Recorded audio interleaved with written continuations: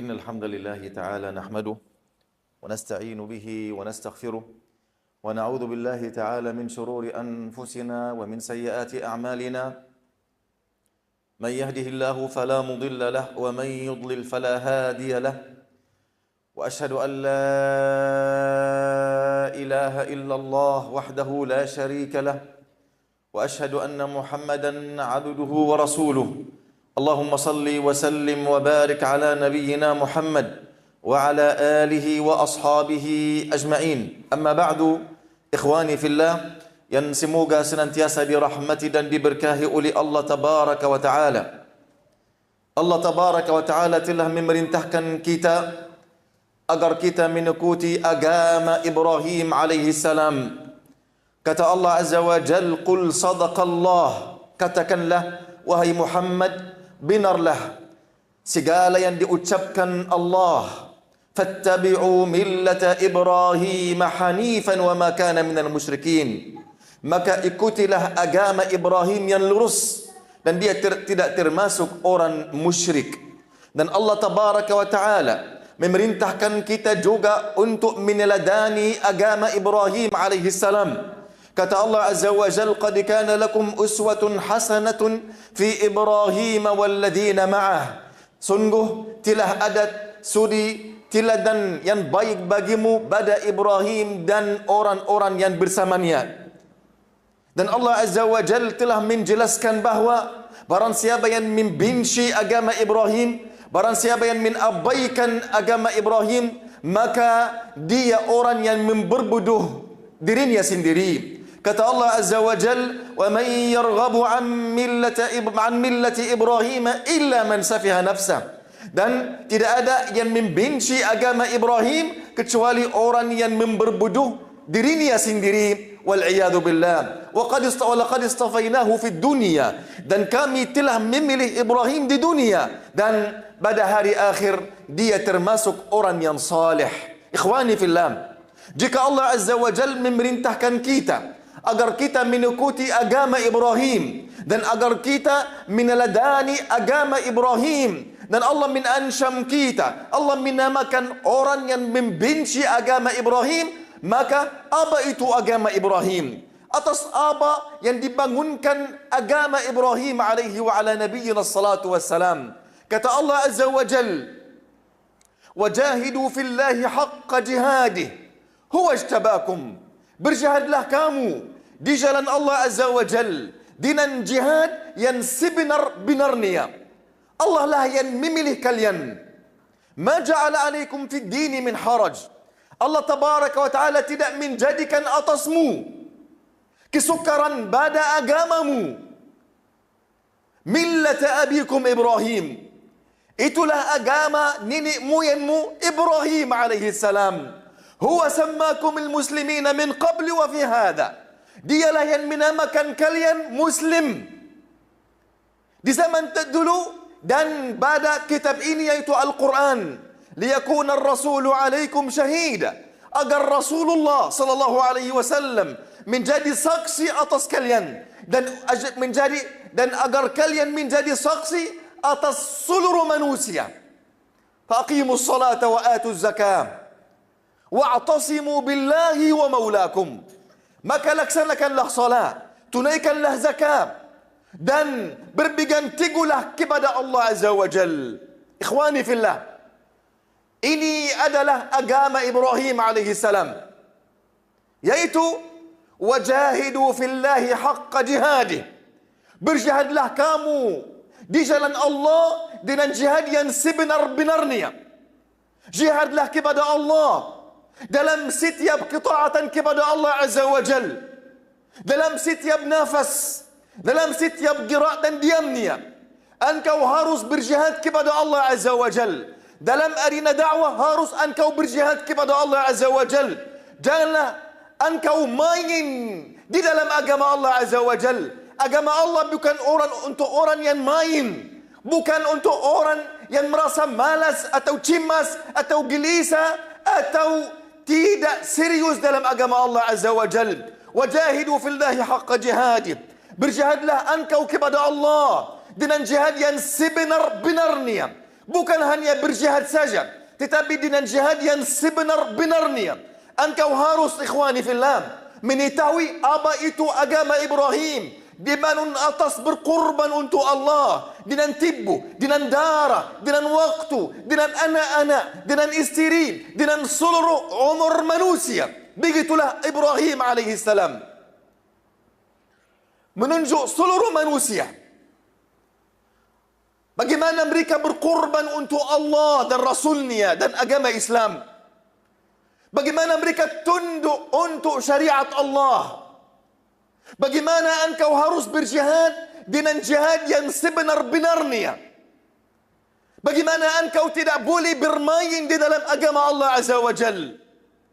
Jika engkau ingin surga, jika engkau ingin keridhaan Allah, bahwa ini bukan dengan doa saja.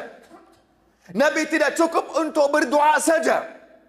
Jika Bilal bin Rabah radhiyallahu anhu datang kepada Nabi sallallahu alaihi wasallam, Khabbab bin al-Arat, seorang sahabat Nabi yang banyak diazab di badan pasir Makkah. Beliau datang kepada Rasulullah. Rasulullah belum hijrah. Beliau duduk di hadapan Ka'bah. Datang Khabbab bin al-Arat. Tubuhnya ada darah turun dari tubuhnya. Kerana beliau diazab dengan azab yang sangat bidih. Berkata, ya Rasulullah, kapan engkau berdoa kepada Allah untuk kami? Kapan engkau meminta pertolongan dari Allah untuk kami? Nabi marah. Nabi marah sekali. Kenapa? Karena beliau bergisa-gisa. Beliau fikir pertolongan Allah ini datang kepada umat yang senang main. Kepada umat yang sangat bodoh dalam agama Allah Azza wa Jal. Dalam umat yang belum menurbankan apapun yang di dalam tangan mereka atau di dalam hati mereka, di dalam tubuh mereka, dalam keluarga mereka. Belum kita, ikhwani, belum berkorban dengan korban yang sebenar-benarnya kepada Allah Azza wa Jal. Belum kita berjihad di dalam arena dakwah. Belum kita berjihad di dalam menuntut ilmu. Belum kita berjihad di dalam tunduk kepada syariat Allah Azza wa Jal. Ada banyak perintah Allah yang kami sudah hafal, tapi kami belum melaksanakannya untuk Allah, murni untuk Allah Azza wa Jal. Belum, ikhwani. Banyak di antara kita masih mencari uzur untuk semua syahwat nafsu dia. Agama ini bukan untukmu, wahai yang mencari uzur.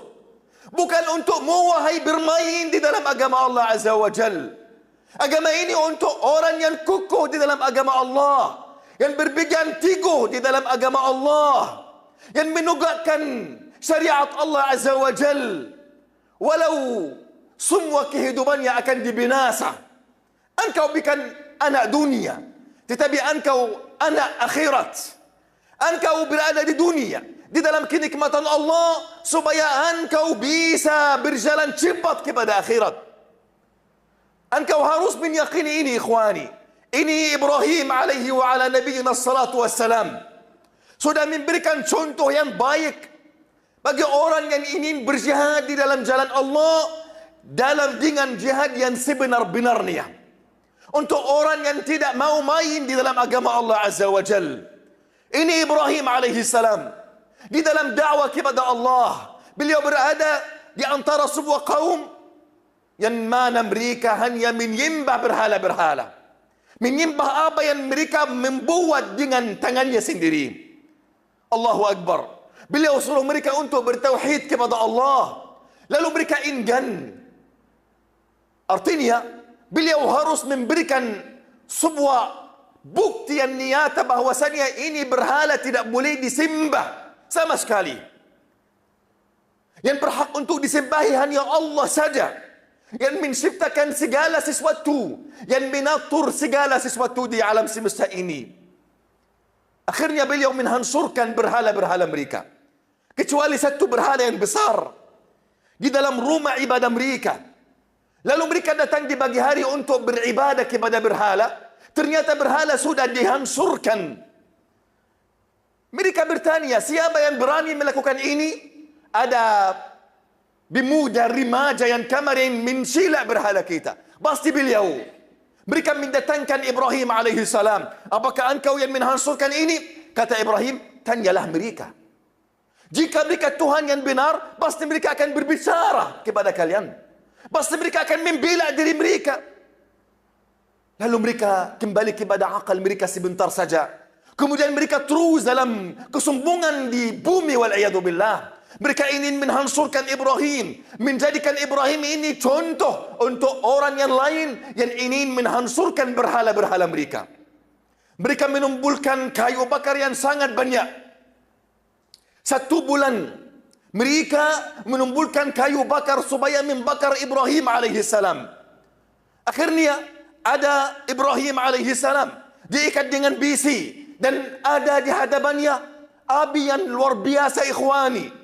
Mereka ingin melemparkan Ibrahim dari jauh kerana tidak ada seorang pun berani di antara mereka mendekati api tersebut.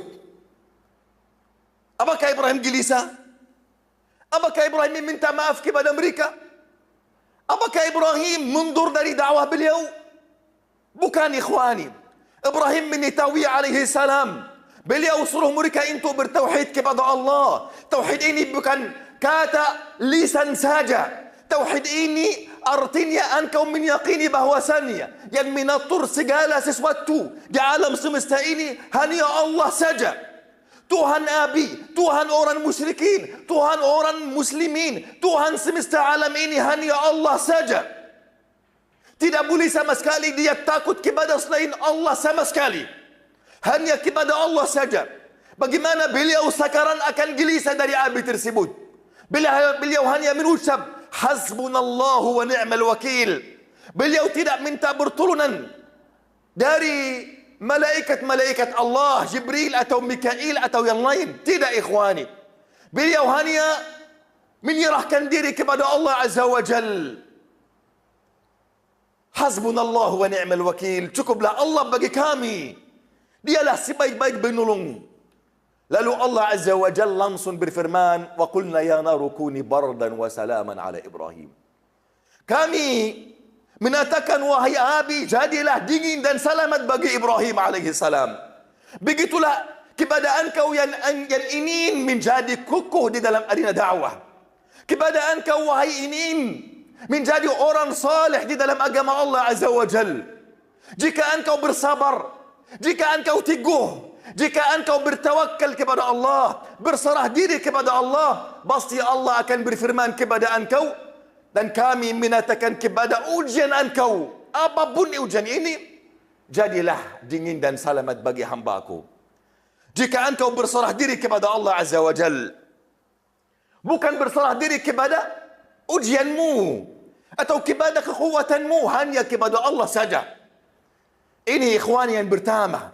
Dalam arena dakwah, beliau berikan contoh yang paling baik untuk seorang da'i atau panitia dakwah atau setiap muslim dan muslimah. Kerana dakwah ini bukan pilihan untuk saya dan engkau. Dakwah ini wajib atas setiap muslim dan muslimah. Wajib, ikhwani. Bukan fardu kifayah. Ini fardu ain seperti salah. Engkau harus berdakwah kepada Allah Azza wa Jal. Ini Ibrahim alaihi salam. Ketika ini terjadi, mereka melihat bagaimana tanda kekuasaan Allah. Bagaimana api tidak bisa membakar Ibrahim, sementara api membakar semua hal yang mendekati api tersebut.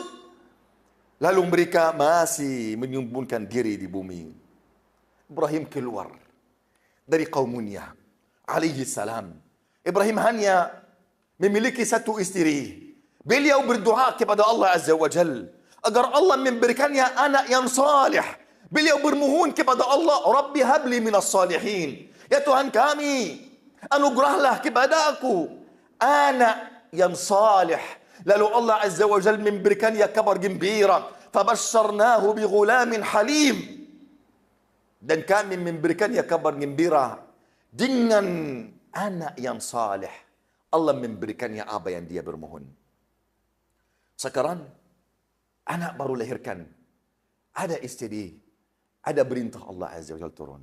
Wahai Ibrahim, buat mereka dalam limbah Makkah, yang mana di sana tidak ada orang sama sekali, tidak ada hewan sama sekali, tidak ada tanaman sama sekali, tidak ada air sama sekali. Lalu Ibrahim tunduk kepada Allah Azza wa Jal. Kerana tidak ada pilihan di hadapan perintah Allah Azza wa Jal. Beliau membawa isterinya dan anaknya ke lembah Makkah. Beliau membuat mereka di sana ingin kembali ke Syam, tidak berbicara kepada mereka. Lalu isterinya berkata, wahai Ibrahim, apakah engkau meninggalkan kami di sini? Lalu beliau tidak menulis sama sekali kepada mereka. 2 kali, 3 kali. Akhirnya isterinya mengingat bahwasannya Ibrahim adalah Rasulullah. Pasti tidak melakukan apapun kecuali ada bukti dari Allah, dalil dari Allah, wahyu dari Allah Azza wa Jal. Lalu istrinya berkata, wahai Ibrahim, apakah ini perintah dari Allah untukmu? Kata Ibrahim, ya. Kata istri itu, artinya Allah tidak meneladani kami, tidak melintarkan kami. Tidak melintarkan kami. Ini jawaban seorang wanita. Bukan bersama orang atau di negeri asing. Ini di dalam lembah yang tidak ada apapun untuk mereka bisa hidup di sana. Tapi mereka mengetahui yang Tuhan semesta alam ini Allah Jalla Jalal wa Taqaddas Asma'u. Mereka mengetahui kita harus berserah diri kepada Allah Jalla Jalaluh. Ini perintah Allah kepada Ibrahim. Idh qala lahu rabbuhu aslim. Ingatlah ketika Tuhan yang berkata kepadanya, wahai Ibrahim, berserah dirilah. Qala aslamtu lillahi rabbil alamin. Jawabannya Ibrahim apa? Aku berserah diri kepada Tuhan semesta alam ini. Ini yang engkau harus mempelajari. Engkau harus berserah diri kepada perintah Allah Azza wa Jal. Kepada apa yang meridai Allah Tabaraka wa Ta'ala. Engkau di dunia bukan engkau anak dunia. Engkau di dunia untuk apa? Membawa bekal kepada akhirat. Engkau di dunia untuk apa? Supaya engkau bisa masuk surga. Ini tempat kita yang asli. Jika ayah kita Adam alaihissalam masuk surga, keluar kerana syahwat nafsu. Janganlah syahwat nafsu engkau di dunia menghalangi antaramu dan akhirat. Ini isterinya Ibrahim berserah diri kepada Allah Azza wa Jal. Makan sudah habis, air sudah habis. Beliau bulan pergi dari antara 2 bukti Safa dan Marwah. Allah mensyukuri beliau menjadikan ini salah satu rukun untuk setiap orang sampai hari qiyamah yang ingin berumrah atau berhaji. Supaya engkau mengingat, ini kerana ada wanita yang sendiri, yang berserah diri kepada Allah, yang tunduk kepada perintah Allah Azza wa Jal, yang rida terhadap syariat Allah Azza wa Jal. Bagaimana Allah mensyukuri beliau? Bukan hanya satu pujian di dalam Al-Quran, tapi salah satu ibadah sampai hari qiyamah. Kerana langkah-langkah wanita ini. Semua orang yang ingin pergi berumrah atau berhaji harus rindu untuk minum air zam-zam.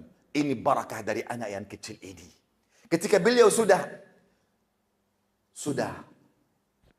haus dan lapar, tidak ada apapun untuk beliau bisa minum. Lalu Allah Azza wa Jalla memberikannya air zam-zam yang masih mengeluarkan air sampai hari qiyamah. Ini barakah jika engkau tunduk kepada Allah dan syariatnya, ikhwani. Pelajaran dari Ibrahim alaihissalam luar biasa, ikhwani. Tapi kalau kita bisa menambil pelajaran yang penting dari kisah dan langkah-langkah Nabi Ibrahim alaihissalam, yang mana yang Allah Azza wa Jalla memerintahkan kita semua agar kita mengikuti agama Ibrahim عليه وعلى نبينا الصلاة والسلام. أقول قولي هذا وأستغفر الله لي ولكم.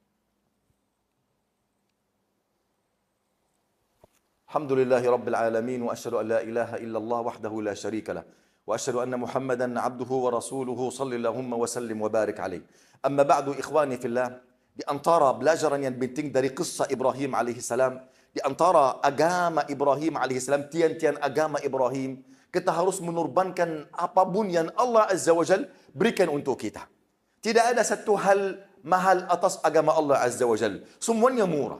Termasuk jiwa kita sendiri. Termasuk anak kita dan istri-istri kita. Dan apapun yang kita memiliki hanya untuk agama Allah Azza wa Jal. Dinan dengan hati, ikhwani.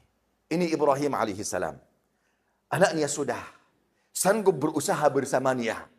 Allah Azza wa Jal memberikan ujian yang nyata untuknya. Ujian ini tidak datang lagi sampai hari qiyamah. Hanya yang diuji dengan ujian ini hanya Ibrahim saja. Supaya engkau mengetahui apapun yang engkau berusaha untuk Allah Azza wa Jal, ini hal yang rimah sekali. Tapi di tembaga Allah, engkau tidak tahu mana yang berat, mana yang limah, mana yang baik, mana yang buruk. Engkau tidak tahu. Ini Ibrahim alaihi salam. Allah memberikannya ujian yang nyata. Kata Allah, inna hadha lahuwal bala'ul mubin. Sungguhnya, inilah ujian yang nyata. Kata Ibrahim kepada anaknya, wahai anakku, inni ara fil manami anni adbahuk. Aku melihat di dalam mimpiku bahwa aku memilihmu. Fikirkanlah bagaimana bindabatmu. Subhanallah, ini seorang ayah yang sudah lama beliau tidak mempunyai anak. Ketika anaknya sudah tumbuh besar sedikit, sudah sanggup berusaha bersamanya, beliau diperintah oleh Allah Azza wa Jalla untuk menyembelih anaknya. Apakah perintah ini masuk akal manusia? Pasti tidak masuk akal manusia. Tetapi banyak di dalam syariat Islam tidak masuk akal manusia. Kenapa kita berrukuk seperti ini, sujud seperti ini? Kenapa kita salat 3 rakaat salat maghrib, 2 rakaat salat fajr, 4 rakaat salat zuhur? Ini semuanya tidak masuk akal, ikhwani. Kenapa kita harus berhaji, tawaf di sekitar Ka'bah atau mencium Hajar Aswad? Semua ini tidak termasuk akal. Tetapi ini syariat Allah Azza wa Jal. Engkau harus tunduk kepada syariat Allah. Bukan syariat Allah harus tunduk kepada akalmu. Engkau harus berserah diri kepada apa-apa yang engkau diperintah oleh Allah Azza wa Jal. Inilah ujian yang nyata, ikhwani. Seorang ayah diperintah oleh Allah untuk menyembelih anaknya. Beliau tunduk.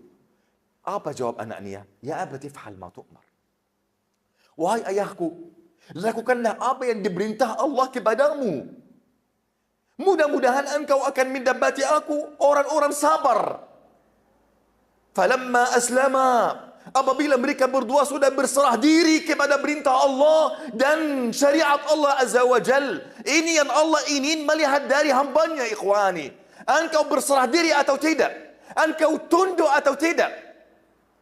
Falamma aslama, apabila mereka sudah berdua berserah diri kepada Allah, wa tallahu lil jabin. Dan Ibrahim alaihissalam memberikan anaknya ke atas bilbisnya untuk melakukan perintah Allah Azza wa Jal. Falamma aslama wa tallahu lil jabin wa nadainahu ayya Ibrahim qad saddaqta ru'ya. Kami menatakan, wahai Ibrahim, engkau sudah membenarkan mimpi itu. Inna kadzalika najzil muhsinin. Sungguhnya demikianlah kami memberikan balasan untuk orang yang berbuat baik. Ini balasan Allah Azza wa Jalla. Apa balasan Allah? Allah tebus anak itu dengan seukur sembelihan dari surga yang luar biasa. Allah abdikan pujian yang baik untuk Nabi Ibrahim alaihissalam. Salamun ala Ibrahim. Salam sejahtera bagi Ibrahim alaihissalam. Bayangkan, tidak ada satu Nabi setelah Nabi Muhammad banyak kita sebut namanya, mengucap salam kepadanya dan salawat kepadanya seperti Nabi Ibrahim alaihissalam. Tidak ada salah satu Nabi pun Allah memerintahkan kita, bahkan memerintahkan Nabi Muhammad untuk meneladani beliau kecuali Nabi Ibrahim alaihissalam. Ittabi' millata Ibrahim hanifah. Wahai Muhammad, ikutilah millata Ibrahim, agama Ibrahim alaihissalam yang lurus. Beginilah ikhwani, jika engkau menerima apa yang diperintah Allah, apa yang diperintah Nabi Muhammad SAW, jika engkau tunduk kepada syariat Allah Azza wa Jalla, pasti ada balasan yang baik dari Allah untukmu. Banyak ada pelajaran dari kisah Ibrahim alaihissalam yang kita harus mengetahui. Agama Ibrahim itu dibangunkan atas apa? Atas berkorban, pengabdian dan berserah diri kepada Allah Azza wa Jalla. Allahumma ighfir lana dhunubana وإسرافنا في أمرنا وثبت اللهم على الحق أقدامنا وانصرنا على القوم الكافرين. اللهم اهدنا واهد بنا واجعلنا سببا لمن اهتدى. اللهم انصر إخواننا المستضعفين في غزة. اللهم أطعم جائعهم. اللهم آمن روعاتهم. اللهم سدد رميتهم. اللهم أجمع على الحق كلمتهم. اللهم شتت اللهم شتت شمل أعدائهم يا رب العالمين، اللهم شتت شمل أعدائهم يا رب العالمين، اللهم زلزل الأرض من تحت أقدام أعدائهم يا رب العالمين، اللهم انصر عبادك المجاهدون في سبيلك يا رب العالمين، اللهم اهدنا واهد بنا واجعلنا سببا لمن اهتدى، اللهم اغفر لنا ولوالدينا ولمعلمينا ولمن له حق علينا يا أكرم الأكرمين يا رب العالمين. أقول قولي هذا وأستغفر الله العظيم لي ولكم وأقيم الصلاة.